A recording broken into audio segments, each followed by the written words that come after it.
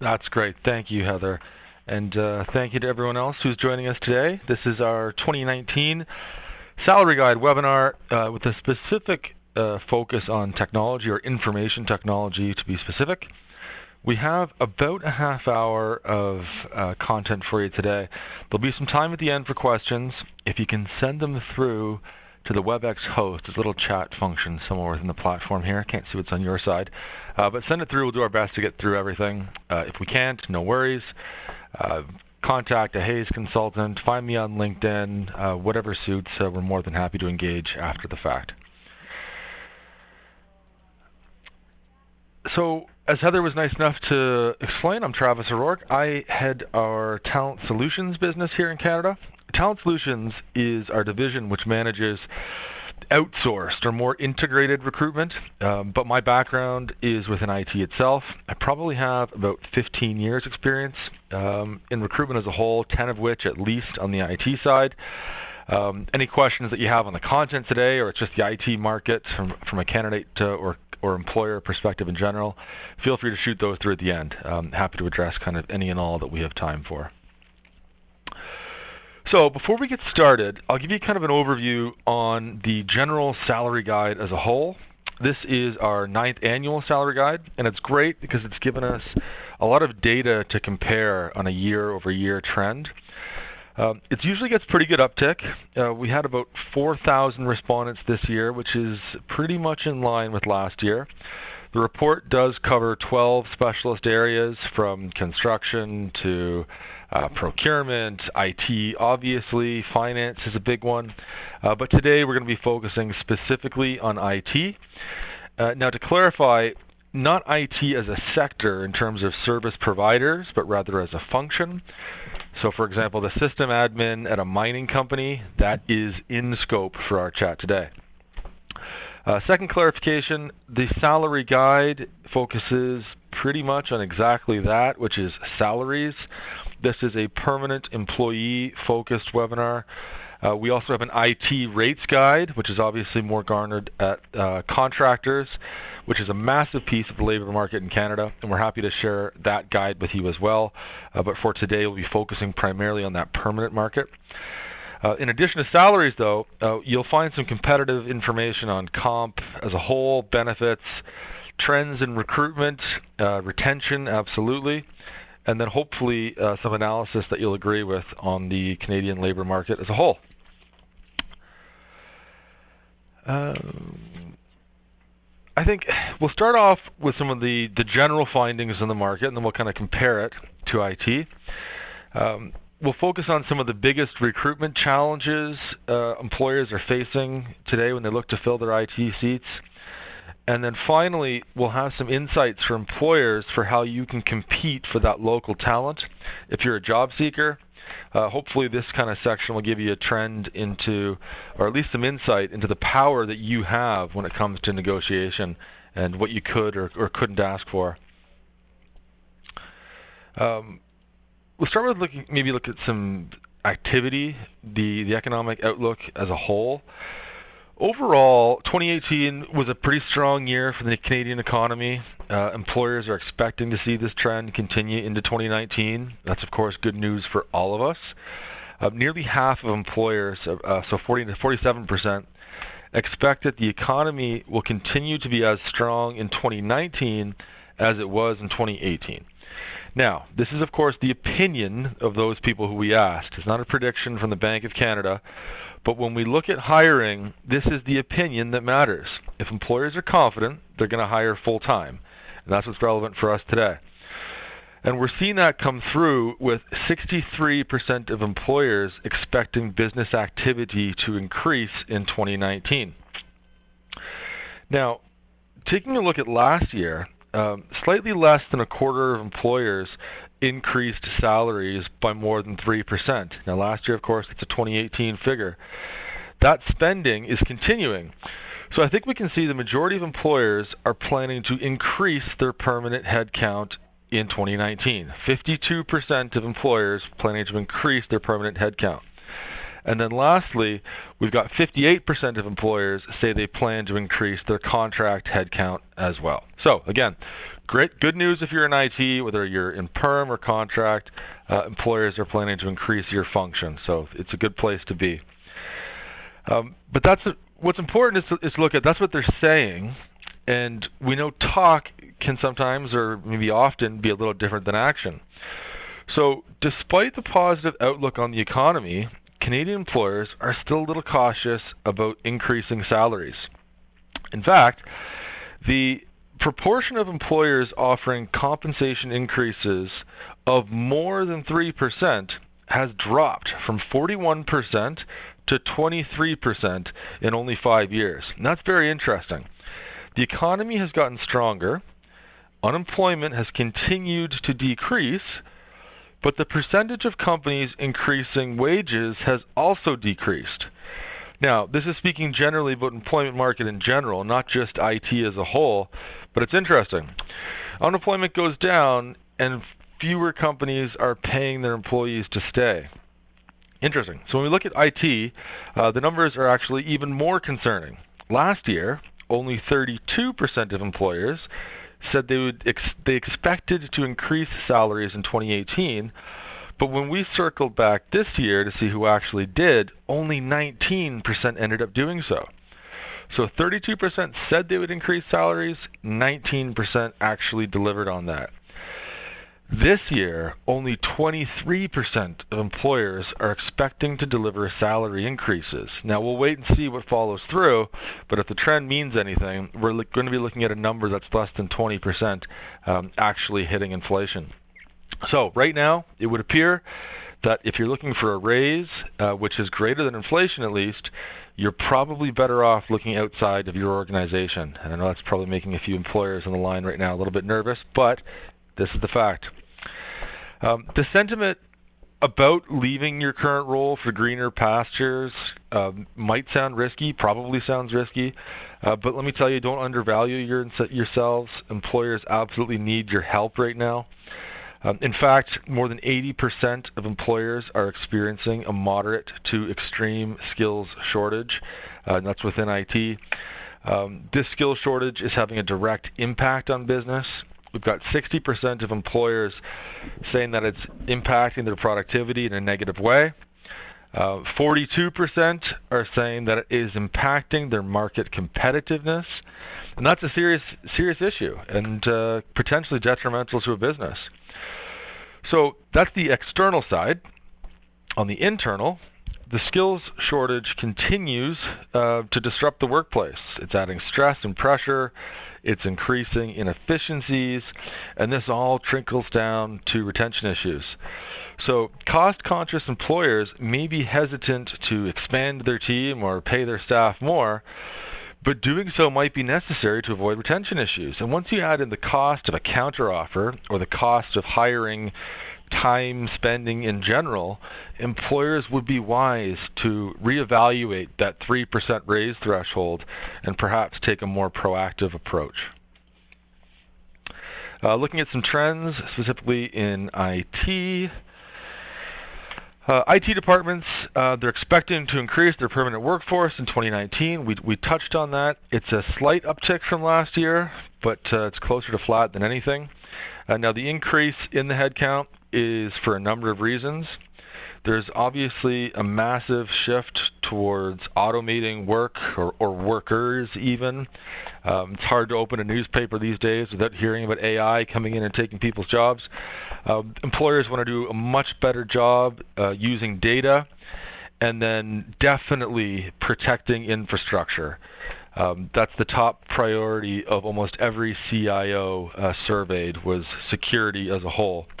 And I think IT at one point was looked at as a cost of business. The IT department as a whole was, whereas now it's absolutely being viewed as an opportunity to drive growth and to grow the bottom line. So IT is certainly becoming even more and more valuable year over year. Now, that was perm. We'll look at the contractors, and there continues to be a strong demand on the contract side. Although employers don't expect to increase contract levels as much as permanent, contractors, as we all know, are still very much needed in order to support the business. Now, the decision employers face between permanent and contract IT roles continues to be a challenge. What we've seen is that many employers, depending on the role, I suppose, they really want to hire IT staff permanently, but often the individual who's the ideal fit for the role actually prefers or will actually only work on contract. So it's an ongoing battle, and one that we advise employers to embrace. Focus on the right person for the job, regardless of their worker classification or how they would like to be engaged. Contractors tend to get a little bit more money. They like the exposure that they can get in terms of multiple projects or environments by bouncing around or working with a few different companies in a year. It also provides more flexibility. If they want to take off 2 months between contracts, you know what? As long as you can afford it, go nuts. And you'd have trouble finding that sort of flexibility in a permanent role to just take 2 months off every couple of years. So contractors are taking this avenue, and it's largely due to that kind of unemployment. They have no trouble finding another gig if or when they're ready. The gig economy, it's here. As an employer, you are not going to buck the trend. Trust me. Get a plan and embrace it, or you're going to be left behind. And again, we're talking about IT today, but that's as a whole. Temporary contract employment is certainly absolutely growing, and it's here to stay. So, we've touched on why candidates are drawn into contract roles, but what are employers saying? Why are they using contractors when they do? Now, we've eliminated the obvious one here, which is the worker wanted to be a contractor, so we hired them because we had to. But the number one motivation was to pick up niche or specialist skills for project-based work. Second to that comes short-term volume hiring, and then thirdly was kind of the unexpected workload increases. Could be a project that wasn't budgeted for, or an urgent initiative, or perhaps a piece of business that's been won, and the permanent team just doesn't have the capacity in order to deliver on it. So that's primarily the three largest drivers. But the other big one that isn't here, and employers will probably chuckle a little bit when I say it, but you know it's true, it's the ever-important hiding of headcount. Contractors typically don't come up as true headcount, and oftentimes during hiring freezes or perhaps hiring frosts, contractor headcount tends to balloon. We see this either under statement of works or even just your contingent kind of staffing providers, contractor here, contractor there. Oftentimes projects have budgets, whereas the HR budget's been expired throughout the year, and it's a nice way to get extra boots on the ground and help you deliver on any of your urgent initiatives. Looking at demand, particularly the roles that are in greatest demand, cloud specialists, software developers, mobile and web developers obviously made it to the list. Probably not shocking to anyone on the line today. Particularly those proficient in these areas who are probably taking calls from recruiters like us on a daily, if not daily, at least a weekly basis. I'm often asked by friends, family, lots of people about growth areas from a career standpoint. How do I future-proof my kid's career? Again, looking at AI and automation coming in and being the feared of taking jobs. Where should my recent grad go? To me, my advice, it's security. IT security, that is. It's high paying, it's constantly changing, and it's pretty interesting work. So I know I'll be convincing my daughter to go down that path, or at least trying to. IT security to me is probably the largest growth space and the most in demand that we're seeing today. The skills shortage is making a competitive market even more competitive, and let's take a look at some of the main recruitment and retention challenges. We'll start with recruitment. Not surprisingly, salary is the number one recruitment challenge for hiring. When employers are finding it a challenge to meet the salary expectation of contractors and perm, they tend to try and throw money at it, but it's extremely hard to compete on this alone. And that makes it really important for employers to try and uncover their own unique proposition and additional benefits. So, example, are you providing employees a day off to volunteer each quarter? That's a really, really interesting tactic to use. It's very important, particularly to the Gen Ys. Do you have the kind of the in-house cafe, or are you doing lunches or snacks for employees? What are the unique benefits that you offer? And does the market know about it? It might be nice for your current staff, and that might be what's helping to keep them in the role. But if you have something that makes you special, tell the world. Include it in job descriptions, some of your social campaigns, which we'll get into in a little bit here. The second, as we mentioned, it's just highly competitive. No shocker here. And then lastly, in terms of challenges that employers have, they just can't find the workers. And if they can find them, they're not within their own trusted network. They're 3 degrees away from the candidates that they're trying to sell them, and that's an uphill battle. When a candidate is looking to accept a job at a new company, if they know somebody within that company where they can kind of get inside information as to what the culture's like, how is IT looked at, what's the vision, are there any major projects coming, if you don't have a network between your own staff to provide that trusted advice, then that's a problem when it comes down to actually closing the worker, even if you have found them. Why are candidates looking to leave? Again, probably not surprisingly. Number one is the salary. 39% of IT professionals would consider leaving their company today for a higher salary. That is the highest of any skill function in Canada. IT workers are money motivated. Now, with that said, money alone isn't going to make the move. A strong company culture can offset this. It's especially relevant to IT contractors, I think. When they're joining a new team for a short period of time, they want to feel embraced and valued right from the start. And it's to the point that many contractors will be willing to actually work for less money in order to get into their ideal environment. If Billy's Automotive is paying the most money for a web developer, but it's not exactly an IT-friendly culture, that's not going to work. We had 67% of IT contractors say, again, that they would take less money for the ideal kind of working environment for them. I guess it's probably all not that surprising. We had a guide that went out a couple of years ago called What People Want, and it's not just for IT workers to retain them, but to attract them. Money is the biggest driver for both groups of people. Number two that we looked at for this survey is career progression and development, to be specifically, where nearly a quarter of employees would leave their company today if they aren't seeing any career growth. And career growth being not just upward mobility and promotions, but growing as an individual and a professional as well. Less than a quarter of employers offer training and professional development to attract talent, which is kind of weird.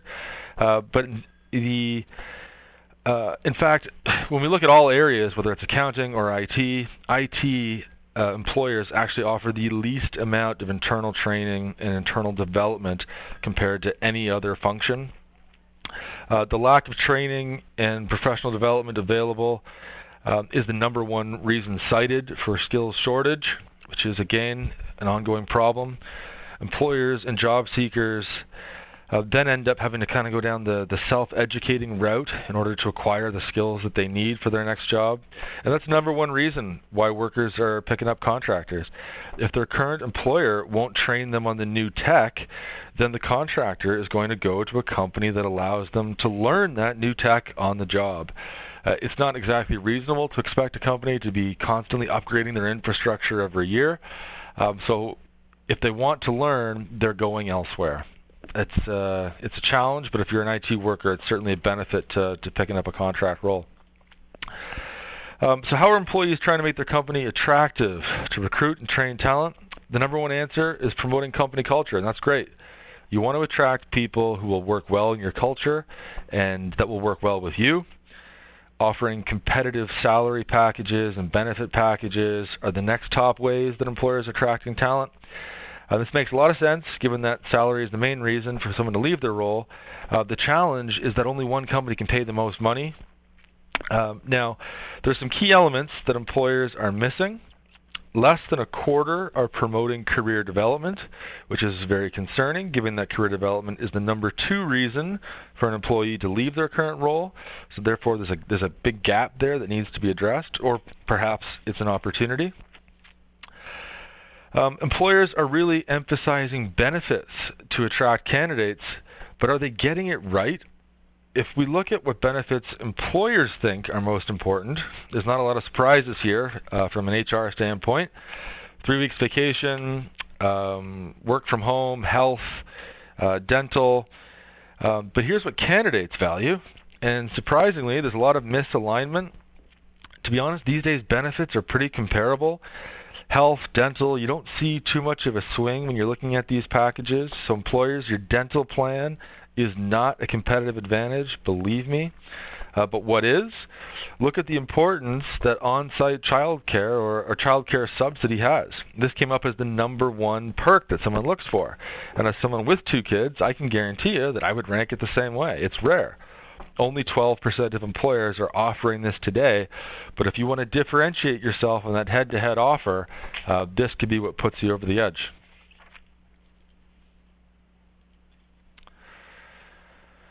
Moving forward, we asked IT employers what was the most effective hiring channel. And, sorry, let me just go back here. Bear with me. Here we are. Back to benefits. Apologies there. So, to know what your team wants, or to put together this kind of ideal benefits package that we are looking at, the first thing that I would do is stop and ask your employees. Talk to them. A simple survey can be done. SurveyMonkey is a great platform to send it out and find out what are the insights and how can you help prioritize the areas where the biggest dissatisfaction sits, and then it'll help you push for change. If you're not already doing exit interviews, and I'd say exit interviews on the permanent side, but also on the contractor side, I'd start adding that to my offboarding process so you can find those areas for development. The next one to look at would be to use your resources from a market level. It could be talking to colleagues, competitors, staffing agencies. Our salary guide is a good starting point. Our recruitment consultants, we talk to thousands of candidates, full-time and contractors a year, and we've got a pretty good idea for what it is that they're looking for. So ask us. We're happy to help. Market intel is certainly, free. And then finally, when you're looking at making changes, try and prioritize the most wanted benefits first. Making a big deal about introducing free snacks won't help if your employee's top priority is actually more time off. You can't do it all. So again, talk to your staff, research the market, and then prioritize which orders you're going to kind of tackle things in first. When you're trying to attract the best and the brightest, emphasize the career opportunities that are available. It's the second top reason that ambitious people in IT leave their jobs. Salaries, of course, being the number 1. And I think a lot of employers are put off by the idea of career growth because they look at this as only promotions and salary increases. But think beyond those tired cliches. Because that's not what most people are looking for when they talk about progression.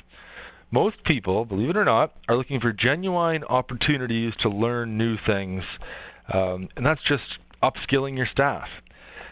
Take a look at tuition reimbursement or certification programs, for instance.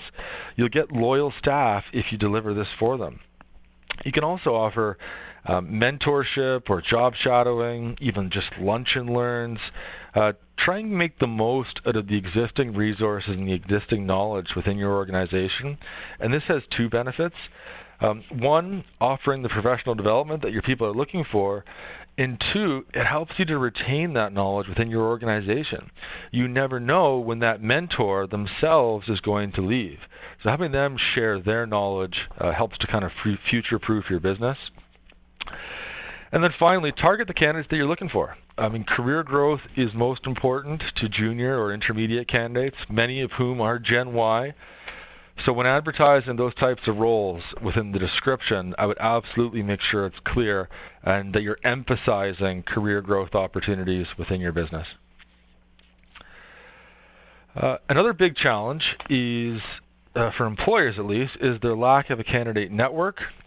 So how can you reach a lot of people that have the right experience and interests? Social media is the best tool that we have right now for targeting audiences of kind of all shapes and sizes. There's going to be 3 points here when we look at social, and they all work together, so you can't do one without the other. Number one is going to be build your network. The more followers or the more connections that you have, the greater your reach. Secondly, you need to be sharing the right content consistently with your audience in order to keep their interest.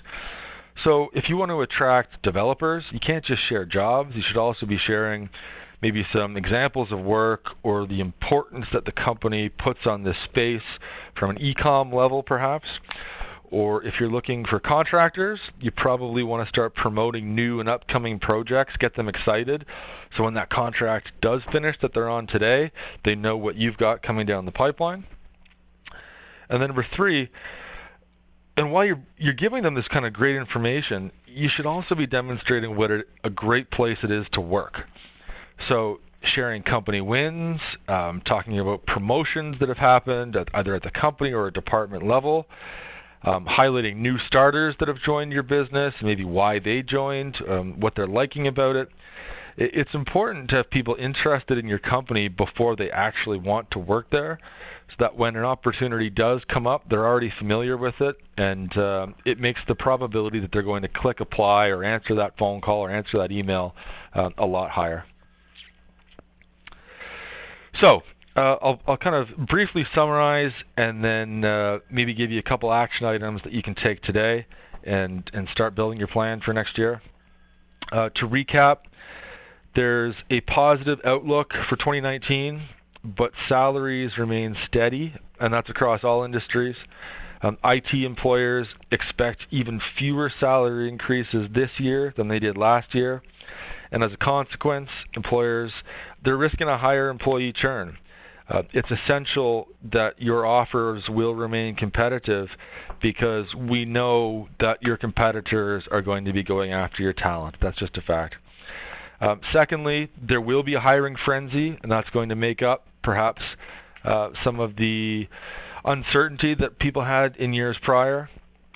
Thirdly, businesses are absolutely losing out on productivity because of the skills shortage.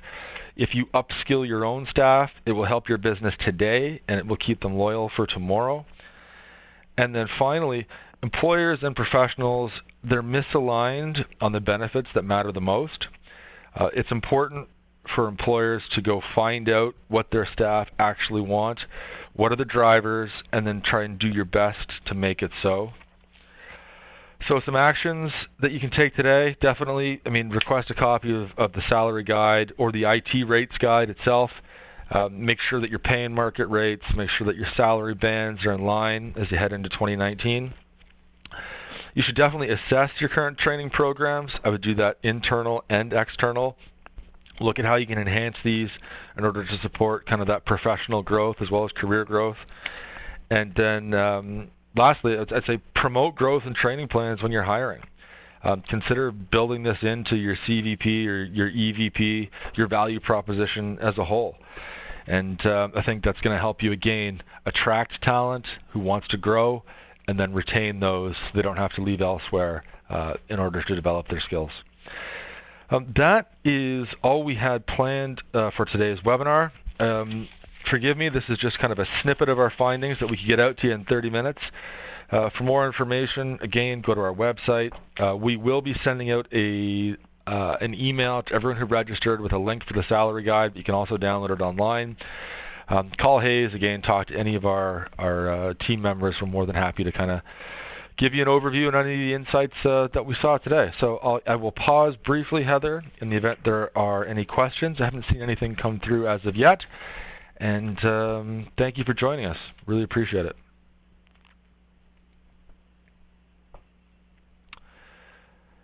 Just receiving a note from Heather. There are no questions as of yet, and that's fine. If you're anything like me, the moment you leave the webinar, something is going to pop up. So feel free to reach out to either marketing@hays.com, track me down on LinkedIn, track down any of our colleagues, and we'll be happy to address them. Thank you very much for joining us today, and I hope you have a lovely rest of your week. Take care.